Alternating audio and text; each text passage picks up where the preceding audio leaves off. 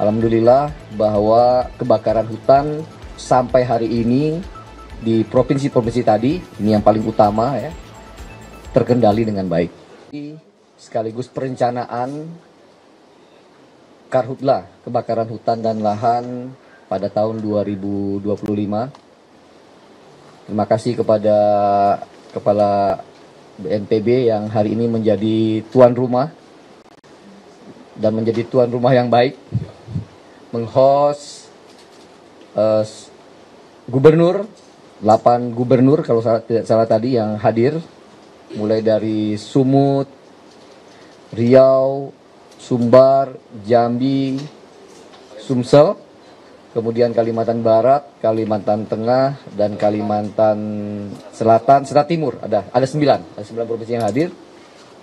Dihadiri juga oleh seluruh Kapolda, seluruh Pangdam, dan Korem yang hadir. Dan tentu tadi sebagai narasumber utama Bapak Kepala BNPB dan Ibu Kepala BMKG. Hasil utama yang bisa saya laporkan kepada publik, pada teman-teman media semua, sesuai arahan dari Bapak Presiden Prabowo Subianto yang dikoordinir oleh Pak Menko Polkam. Alhamdulillah bahwa kebakaran hutan sampai hari ini di provinsi-provinsi tadi, ini yang paling utama ya, terkendali dengan baik. Tadi kami sampaikan kepada Bapak Gubernur, kepada Kapolda, Pangdam, dan seluruh pasukan, ya, termasuk pasukan kami di kehutanan di Manggala Agni yang turun di lapangan bersama TNI Polri. Sebagai bangsa kita patut bangga dan gembira kita memiliki sebuah proses belajar yang baik. Kalau kita lihat siklus El Nino dari 2015, kebakaran hutan itu hampir sekitar 1,8 juta hektar. Ya.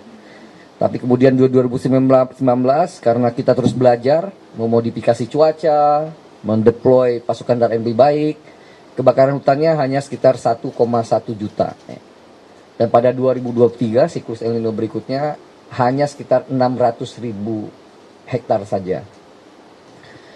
Nah, pada tahun 2025 ini ya, yang tingkat kebakaran, tingkat cuaca yang tidak ekstrim karena tidak ada El Nino, maka selayaknya kita mempunyai kemampuan untuk memitigasi dan menurunkan angka kebakaran hutan dibandingkan tahun sebelumnya, tahun 2024. Nah, tadi disampaikan ya, karena keberhasilan itu karena pertama ada kolaborasi yang semakin erat, koordinasi yang semakin erat, kolaborasi yang semakin ketat antara kementerian dan lembaga. Ya, hari ini saya menteri, saya tidak segan-segan dan bahkan saya merasa mempunyai kewajiban untuk justru datang ke kantor ini karena memang ini adalah salah satu tulang punggung untuk menyelesaikan masalah. Ya.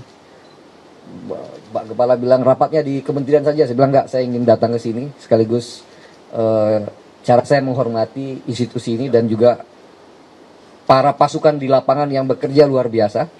Ya.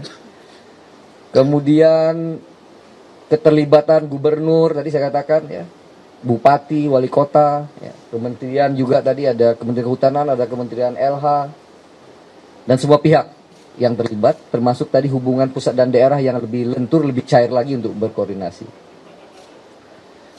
Faktor kedua adalah penegakan hukum. Ya. Pak Kapolri sudah menegaskan kepada seluruh Kapolda agar tidak segan-segan dan tidak pandang bulu untuk menegakkan hukum, menangkap ya, para pembakar hutan baik itu level korporasi maupun masyarakat. Di Riau tadi sudah dilaporkan ada 43 kasus dan 51 tersangka. Ya, semoga ini menjadi berita buruk bagi orang yang berniat membakar hutan, ya, sehingga tidak hanya di Riau, di Jambi, di tempat lain, jangan pernah main api, karena api akan membakar dan akan membuat yang melakukan akan diproses secara hukum. Ketiga, partisipasi masyarakat. Ya, partisipasi masyarakat ini sangat penting sekali. Sekarang terbentuk masyarakat peduli api di berbagai macam tempat di Indonesia. Semua sudah punya, jadi masyarakat juga ingin terlibat. Pramuka, mahasiswa juga terlibat di masyarakat peduli api ini.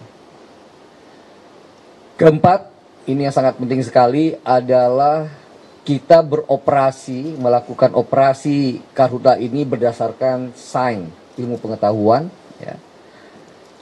Kita memiliki BMKG yang luar biasa, yang bisa secara akurat, ya.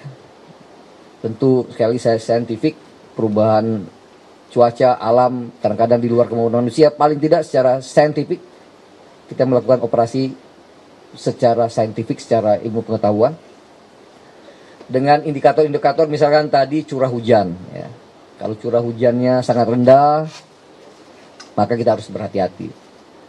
Kedua, karena sekarang sudah mulai ada operasi modifikasi cuaca, OMC, ya, maka tingkat pembentukan awan menjadi penting.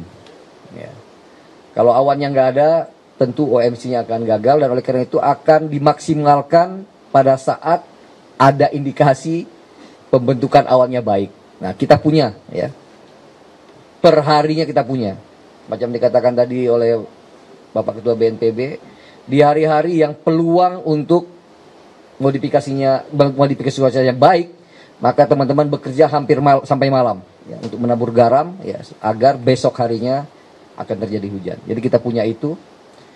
Kita juga punya data tingkat kerentanan kebakaran hutan yang dirilis juga.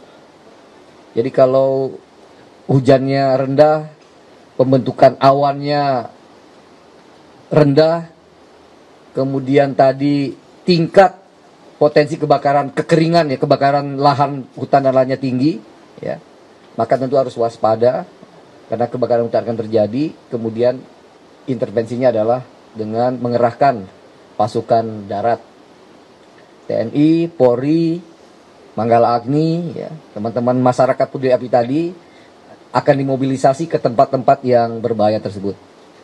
Riau, ya, yang kemarin sempat tercatat menjadi satu daerah yang ditetapkan oleh gubernur sebagai darurat, tanggap darurat, dari status awalnya siaga darurat menjadi tanggap darurat, ya, dengan kerjasama sekali lagi antar KL yang baik, pusat dan daerah.